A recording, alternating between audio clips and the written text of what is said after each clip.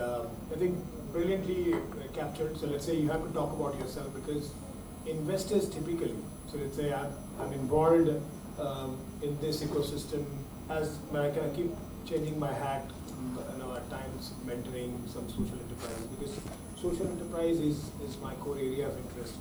But since I had in the corporate role, I had managed investments, so I kind of keep looking at investments as area of opportunities. But to what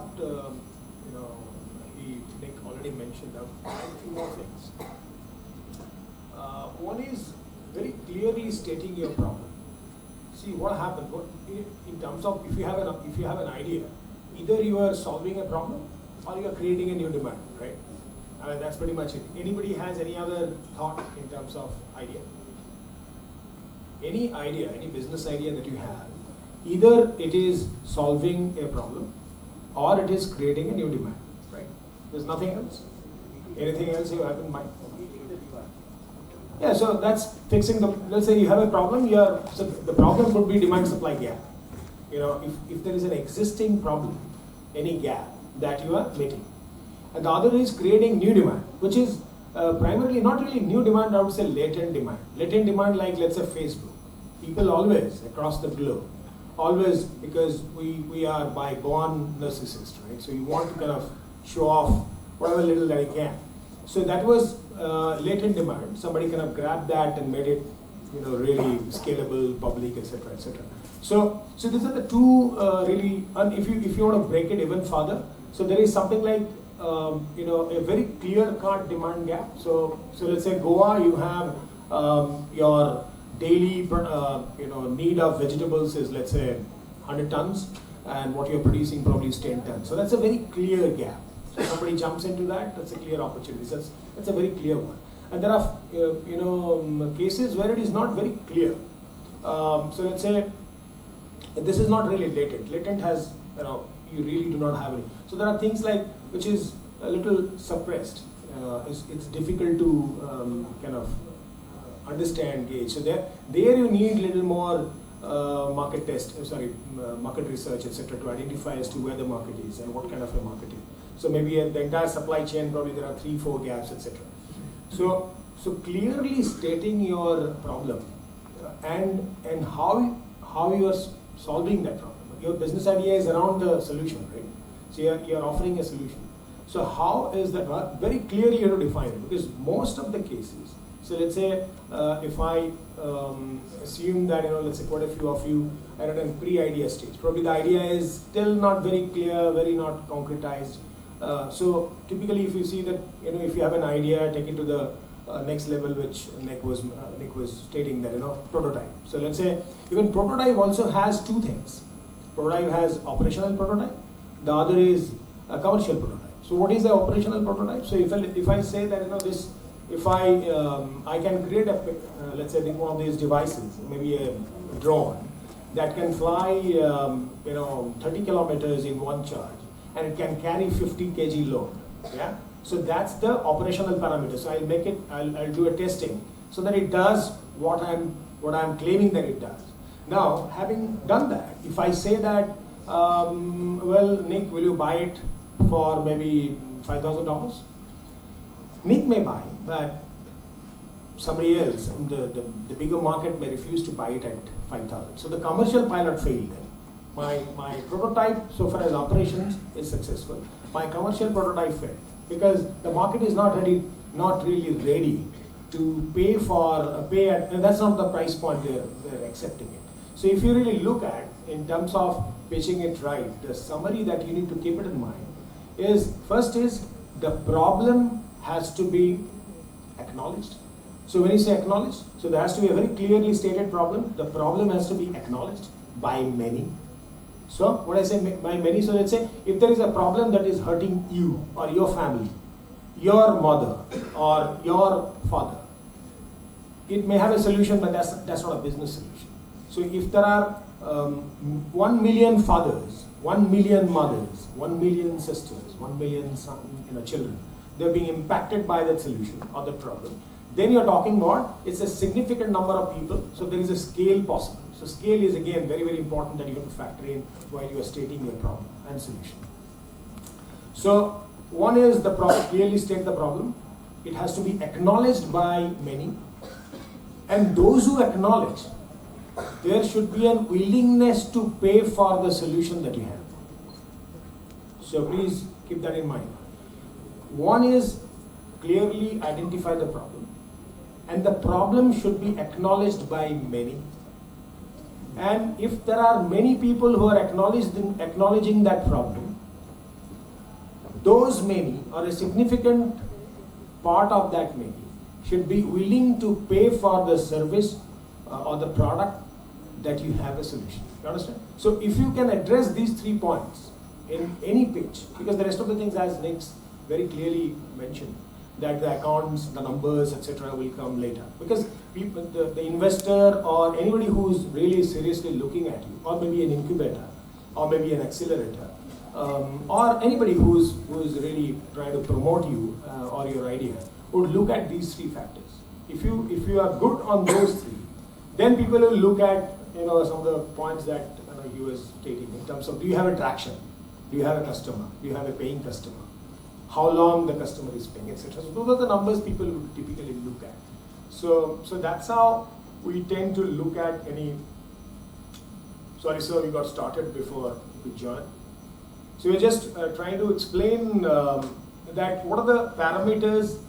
So there are multiple levels of pitching that happens. Maybe at an idea stage, maybe you get an opportunity to pitch only for 90 seconds, which is, or maybe even less. It's an elevator pitch, and just quickly state what you have in mind. Then we see there are 3 minutes or maybe 5 minutes kind of a pitch, which is typically in a business context and an idea context. But then you have a much stringent review with a jury, where the investors. This is more of an investor speech, which probably is anything from 15 minutes to 45 minutes, or maybe more. So how do you really get prepared? What are the typical elements that you should be able to cover? So that's between. I requested Nick to state a few of what are his thoughts. So he shared a few. I was also kind of coming to the point of stating what I was telling or sharing in terms of my experience, that if we can identify the problem very, very clearly and state the solutions very well, then I think it attracts the attention of people who are actually looking at you. And then subsequently the numbers, etc. will kind of come in. And the other thing that Nick mentioned, very, very important, is about you. And I would add one more piece to it. Typically you will see that any investor these days, it doesn't really matter at what stage, whether it is incubation or it is angel or it is VC or even private equity. So they look at your team very, very closely, your co-founders, And co-founders, let's say yesterday I think there was one point on co-founders that, in the mentoring session there was a young boy who had a question in terms of I had an issue with my co-founder. So who can be a co-founder? A co-founder can't be somebody who you just met 3 months back, or maybe 6 months back, or maybe 3 months back. Somebody who shares the philosophy, the passion that you have. That person can only be your co-founder. Co-founder can't be just planted from here and there. That's not possible. So the co-founders have to be necessarily complementing skills. If both of us are great at tech, then it's not a good team. 3 is a great number, and 4 could be disastrous. So that's kind of a thing that you kind of filter when you're talking about. So those are some of the parameters that you look at. So sir, if you want to kind of add to, or any other elements that you want to kind of highlight so far as pitching in terms of the template and elements that you concerned. Okay. Can I just go back to the point about who do you pitch to? If I may just make a reference to that. I divide it into 2 broad categories, internal and external. And by internal, I mean that you actually have a job at every stage of your business to pitch within the organization, to pitch for, if you really want to have buy-in of your staff, your employees, your partners, and other principals, then you need to ensure that you are able to pitch differently at the board level, if you are a limited company, by shares to shareholders, very importantly to employees. A good good governance is always determined by the extent to which the executives, the management of the company actually shares the development of the organization, the plans for the organization with its employees. And I don't mean this in a very theoretical way. And I don't mean that you have to call very large meetings of employees with a megaphone and start proclaiming how good you are, but actually having consultative processes can be fairly informal. So at these three levels at the internal, the requirements for each are very different. What you pitch at the board level will be essentially obtaining the buy-in of your immediate community of interest. And that is people who are actually making decisions with you. So you need to ensure that the co-decision making processes are complete. With shareholders, it's very different ballgame. If you have shareholders in the company, because you've got to be careful that you don't lose the identity of what you are actually running in terms of a business at the expense, you are just catering to shareholder interest at the expense of your identity of your business, whether that be business ethics, etc. One of the things that's happening in very large companies these days is the advent of what you call activist investors, who are really changing the shape of organization. This is as prevalent in India as it is in other parts of the world. Similarly, for small organizations, and especially for startups, your board may actually consist of people internally, but there may be non-executive board members from outside. And if you have shareholders, that means they are generally investors, big-scale investors in your business. So that takes it out into the external domain. And in the external domain, there are different types of investors. And nowadays, you actually have very different players who are considering, who may be considering investment in your business. Take crowdfunding. Crowdfunding is beginning to gather momentum in India. Crowdfunding is very big now. In fact, in the UK now, in terms of startups and early stage growth, private equity, peer-to-peer funding and crowdfunding, equity-based crowdfunding, is now the biggest source of funding for new early stage growth and startups. Now, crowdfunding, depending on the type of crowdfunding, essentially means that you have to appeal to a crowd. You have to pitch to a crowd. There are requirements from those who run crowdfunding platforms, how you organize, and they do it very well, how you organize your pitching. You have to produce a video, you have to make statements, and the essential consideration over here are not the financial metrics, because most crowdfunders are not interested in the minutiae of technical issues around financial returns, but they are really keen to know about social returns of your business. They are investing small amounts of money because they believe in your business and the values of your business, and that you don't compromise the values of this business. And that means appealing to a very different community of people, and quite often crowdfunding is generally best obtained beyond the immediate startup stage, or at the pre-startup stage, when you're trying to develop an idea or a prototype and things of that nature. In that situation, crowdfunding can become very, very attractive. Then, of course, there are banks who have a very specific requirement of what kind of pitch you make to them. They have very set rules, very set criteria, and you have to do some due diligence of those investors as well. Let me come back to that point in a minute. But banks require very, very pre-set rules that they follow. Some banks differ from others, but they basically follow very set rules of returns. They want specific documents, and quite often they do not understand what they want. So banks are not necessarily the best source of early stage investment. And then, of course, there are angels, business angels. Business angels typically, I think, tend to lend money once you have already initiated the venture, and once you have demonstrated sufficient returns on your business in the early stage, and their requirements will be very different. If you cannot demonstrate to them that you actually need them, not just for the money, but for the fact that they will support your business. In other words, if they cannot necessarily participate in your business, angels are not interested. They're not just interested in giving money, they're interested in running the business with you till the exit point. So the requirements will be very different. Banks are not interested in running the business with you. And then, of course, don't forget that you, at different points in time, you have to pitch to government agencies externally for very different purposes. Whether you're looking for a license, whether you're looking for some other kind of regulatory, if you like, allowances, or anything of that nature, or depending upon the type of business you are in, you have to pitch to them, and their requirements will inevitably be different. They will work to the rules, or as in some countries, they will work to all the unwritten rules that you have to accommodate in order to meet their needs and requirements. So, and bringing the two in, you also sometimes have to pitch to networks. Increasingly, when you're talking in terms of connected businesses, that you're collaborating with a number of different players, pitching to networks means two things. If you pitch to networks in the interest of your own business only, then the chances of you getting any support from the network is going to be zero.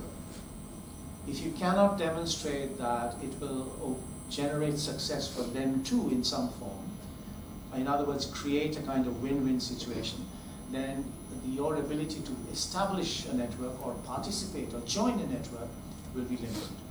So various different kinds of pitches that I don't know whether you agree with this, Nick or Suman, but I think that pitching is an art, and you've got to be careful about what you pitch and how you pitch. And sometimes it's quite a good idea to create alter egos of yourself. So you are standing in front of the mirror and assuming different roles, play roles, and see whether you can pitch to yourself as an investor of one kind or a banker of another kind, and see how that works. It's quite revealing. I've tried that myself, and it's quite revealing how quickly I get bored with the banker, and then I don't want to sort of pursue that process. But that's really a good exercise to sort of pursue. Yeah, so maybe if you have any questions specifically, you would have tried some pitching, some experience. Yes, please. Yeah, can you have the mic here? Microphone. When we're looking at the collaboration and we're trying to open the market out and we're bringing in more people, so if I'm training someone to do a heritage walk, it's most likely that we're training them to probably start their own organization for that.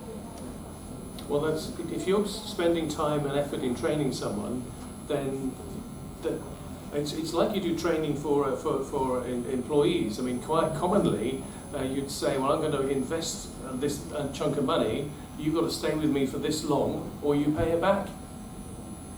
So you can put some constraints around those things, so they can't just rush off and do what you've trained them to do. Okay, one more thing in terms of any investor. Let's say take Angel. I think Professor spoke about quite a few investors possible. So let's say Angel. If you really look at various stages, Angel is at the really Angel. Picks you up and helps you before you kind of fall flat. So that's Angel. So Angel. Then we have, let's say, somebody who comes at an early stage venture capitalists who are probably $1 million, less than $1 million, and then you have another set of little more structured VCs who probably does $4-5 million, and then you have the private equity, right? And there are many other options, and banks obviously are the more of the debt fund route. Debt fund, there are other routes as well, and as Professor Mitra spoke about crowdfunding. So unfortunately, there are a lot of these businesses. One thing you have to understand, a lot of businesses are not really investor friendly, because that's my experience of working with a lot of people, different types of startups, or businesses. Some businesses inherently will not be able to generate significant amount of return. So let's say the business that you are referring to, these are businesses where probably you'll be able to cover your cost and generate some employment. I mean, this is not of excitement to an investor. See, come to think of it, if it is your money, Why will you invest? Then you're talking about social impact investors, etc. There are to name a few. There are these media networks, etc. And of course, Rangde is a large crowdfunding network for us in India for social returns. But whether that fits into the particular set of investors is what you have to look at. This particular question, I know it's if it comes to you, then you should know that the investor is not really interested. Because this is a question. Sorry, I mean, this is how investment happens. Because investment, the first two questions they pretty much decide, and you're done. Because things like this, where a lot of people can enter, things like, let's say, waste management. Waste management, do you think any investor ever will be interested? No, it's not possible. Let's say access to affordable healthcare, access to primary healthcare, access to, let's say, primary education. Things like what you're trying to do, making heritage accessible to a lot of people. So these are not which will be able to generate significant amount of return. So that's where your product stickiness, service stickiness, etc. are very difficult to define. Even if you say that we have a very innovative service, this can be accessible on mobile, or maybe our training mechanism is very good, or anchors are very good, whatever you say. Well, this can always be somebody can come in and pick up your people paying just a little more extra money and so that's unless you have, but if you can talk about some innovation components by way of which maybe you are engaging the community, maybe you are doing something by way of creating value for somebody else. If you can establish that probably will be part of the differentiator or whatever you call it. So like how we do it and what makes our innovation stand out. Yeah, basically the innovation component we will think through. If you see today's discussion when Clinton was referring to, and he spoke about few examples, brilliant examples of innovation, absolutely frugal, nothing, no big ticket item, no big investments, simple solutions to some very rudimentary problems. So that's the kind of innovation that you have to talk about. But again, wouldn't that be again be a private way? So once it's out, once the innovation is out, everyone takes it. Yeah, of course. Is it really important to have a private way? Come to think of it, I mean, give me one business where you think that it's not really possible. And unless you're talking about things like, let's say, what Clinton is doing, where nobody wants to go. What are they actually looking for when they ask that? They're basically telling that, thank you very much. Yeah. I mean, if somebody is asking you, what is your product differentiator, just be assured that they're not interested. Because, see, if there are investors are not fools. Please, if there are serious investors, there are a lot of people who claim investments. If you check up their history, they would have not done even $100 investment ever in their life. There are a lot of people like this, and now unfortunately there are a lot of events. There are a lot of these fake investors keep moving around. But investors would have done serious investment.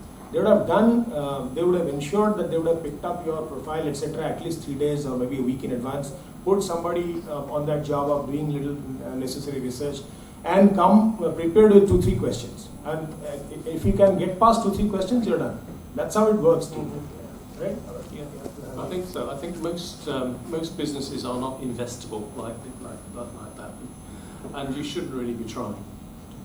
You should be looking to find some unique features to try and fill a little bit of a market segment, and that's your best protection. If you can put some intellectual property rights around it, wonderful. But that's not necessarily going to happen to most people. They're not going to get an investor because they want to put in a big chunk of cash, which you don't need, and they want a huge return, which you can't deliver.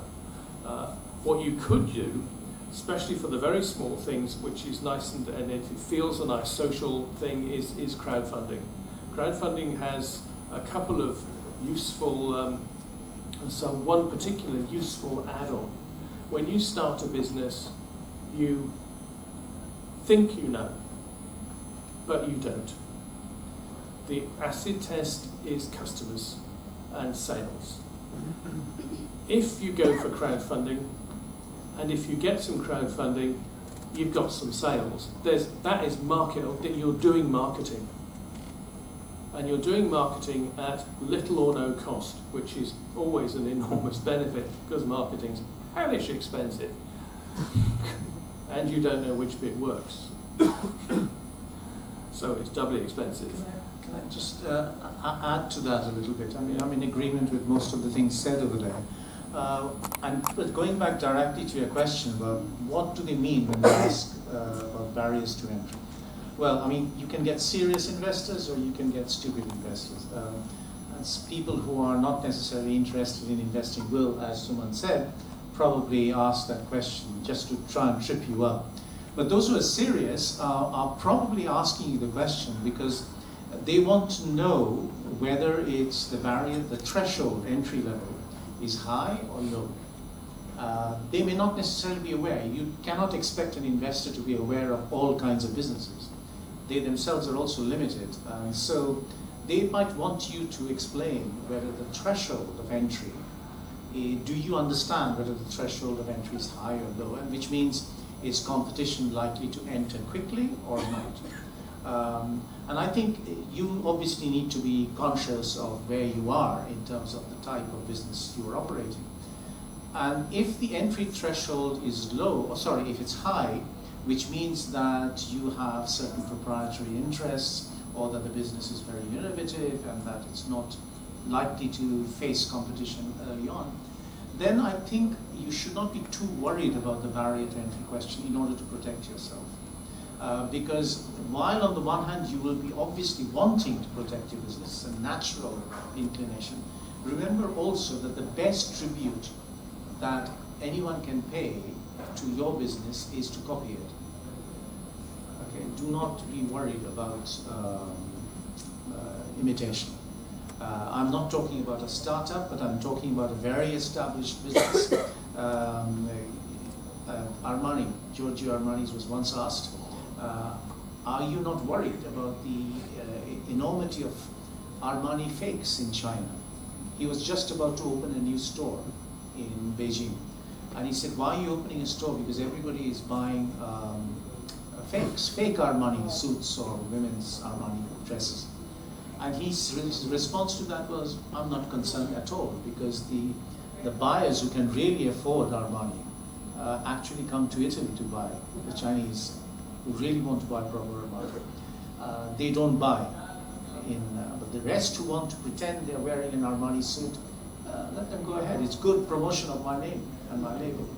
So diffusion is the hallmark of innovation. If you have a brand new innovation and which has never been in the market, there's no point worrying too much, especially with high-tech products, about too much proprietary rights.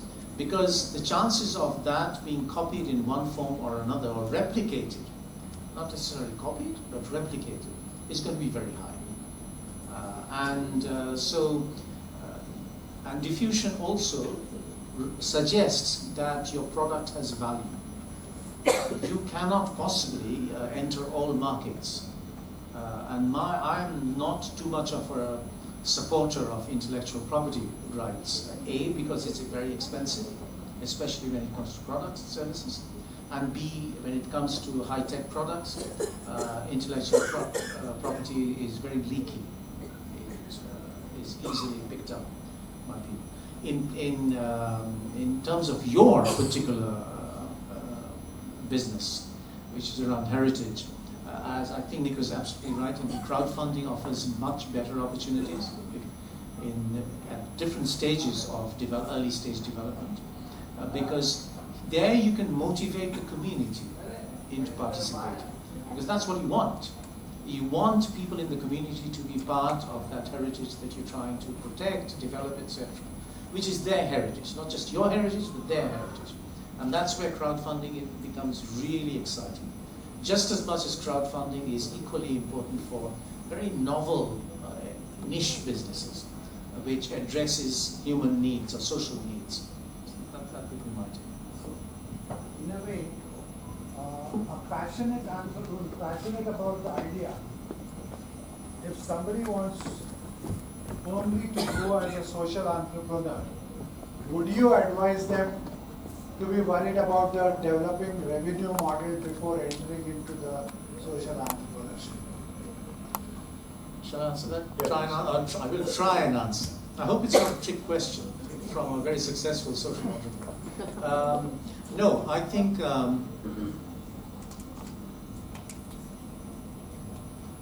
my response to that would be no. I would not be worried too much about revenue models or business models in the early stages of development.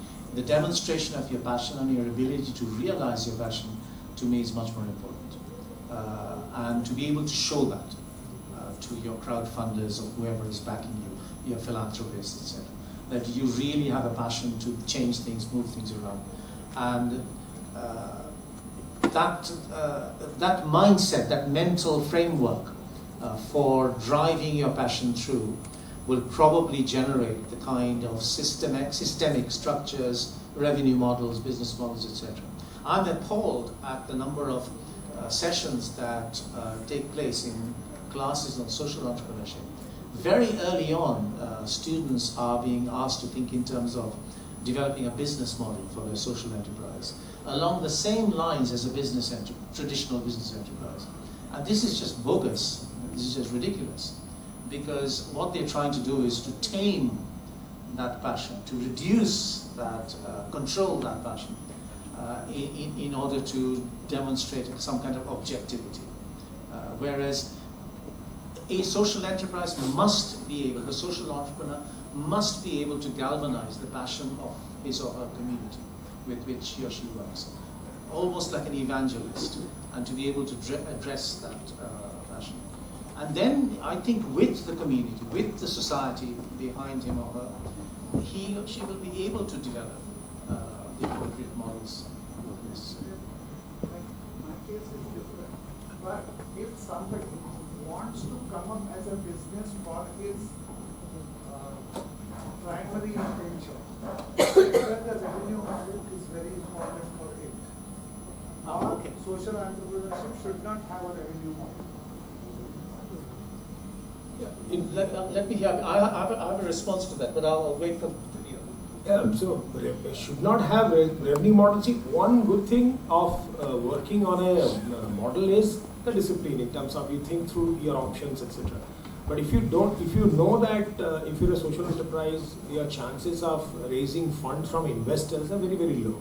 But there are, at present in the last 3-4 years, there are a lot of opportunities that have come who look at your plan of sustainability. May not necessarily a revenue model, but at least you should know what is the money that you are going to sink in the next 3 years, and do you have enough sources of raising that kind of money. So if you can think it through, it doesn't hurt. And there are a lot of these funds, or not really funds, I think I would say foundations available who are ready to support such kind of causes. And for them to think through this plan and present it, it's a good idea. It's not that you don't need a revenue model, but I think it makes sense to. The angle of asking was that you see a lot of unsuccessful social entrepreneurs. Do they fail because they don't think on the revenue model and they work only on passion? Yes, significantly large number is yes. I would say that if you carry on building your social enterprise on passion alone, then I think that passion is going to run out very quickly. Because you need to let that passion survive on objective, practical returns, both economic and social. You need, on the one hand, you need money, fuel, if you like, to sustain and to survive. On the other hand, you need social buy-in. The social buy-in will enable revenues to be collected because you can demonstrate that, look, there is a community which is interested, genuinely interested in your venture, and therefore the investors will believe in it. But if you are unable to draw in the money, then I think the passion will dry out as well. So that's a sort of a warning to the social entrepreneurs. Like develop your revenue model and a business model that will be on a passion. No, I think I have a slightly different take on this point, and I've argued with a number of social investors, if you like, traditional investors investing in social enterprises. The investors also need to be educated in this. Very few investors actually understand. Why do we assume that it's always the the social entrepreneur or the business entrepreneur who has to do all the running. Therefore, it becomes very important for the prospective business person or the social entrepreneur to do due diligence on the investors. Are you approaching the right kind of investor? Now, a lot of investors will ask you the question, what is your business model? And I recently went with a friend of mine, a colleague of mine, if you like, for funding for their social enterprise. And I actually responded with him that we actually don't have a business model, but we have a social model. We can demonstrate how we interact very clearly with the rest of society, how they back us up, how they are contributing both money, time, either as volunteers or as small investors into that model. This guy was gobsmacked because he had never heard the term social model. And then he said, right, I see. So you actually have pathways for money and success emerging. I said, well, you are expecting us to run as a business from day one. We're not going to run as a business. That's not our interest. Otherwise, we would be going somewhere else. While thanking them, I also must mention to you about, because this was just, if I may ask, how much of money the budding entrepreneurs or the entrepreneurs are actually looking for? Let's look at how much of money we are talking of. Let's be realistic where we are. Just mention. So how much of money? Within 1 year. Anyone else? Anyone else? Okay.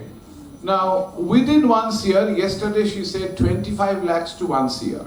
Now, cost of managing 25 lakhs is very high for many big investors, because he talked about investments of $1 million, this, that, right?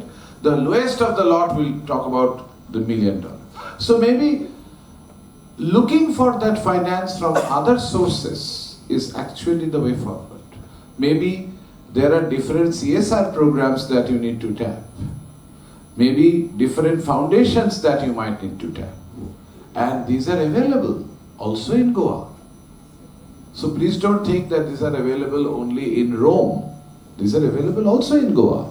I think it is an important thing for an entrepreneur, willing entrepreneur, budding entrepreneur, also to look at your peer, look at your environment and explore opportunities. I met, when I was in Silicon Valley, that time I met a gentleman. I asked him, which part of Calcutta you are from? He said, I am from Calcutta. And he said, Noihati. Noihati is a suburb in Calcutta. And then asked him, and why, is Silicon Valley better or your Noihati better? He said, Silicon Valley better. I said, and why is Silicon Valley better? He said, because there is no pub there is no bar in Noihati, but in Calcutta there is bar, in Silicon Valley. No, it's not true. In Noihati also there is bar. He did not go to a bar that time. So that's the problem. Many times we miss out also on the resources that we have. Here, just to give you an example, there are around 622 companies, out of which 156 have CSRs. And their CSR value is, CSR quota is 20 lakhs to 2 crore. If you add up, you actually find there are a lot of money here.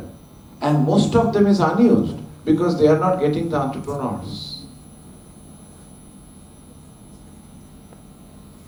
So this is important for all of us to understand that money is also here. You need to reach out to them. Don't expect them to reach out to you first. So you need to also reach out. And where the industries are here, Verna Pilarne, have you been? Talk to them. You are thinking everything will happen app. May not be. You need to reach out. So that's just a suggestion. Being a social entrepreneur, still alive, 18 years, no loan, never taken donation, I can tell you that it is possible, that you need to develop your revenue plan. Now we will break for tea, ladies and gentlemen, and now after that, it will be a concluding session here itself. We will just making it ready for the concluding session. And the certificates are all signed by Professor J. Mitra. Please give him a big hand because he has actually taken the trouble. He was telling me that he's going to change his name so that he doesn't need to. And finally he did. And you've seen me that coming here and even giving 5 certificates here.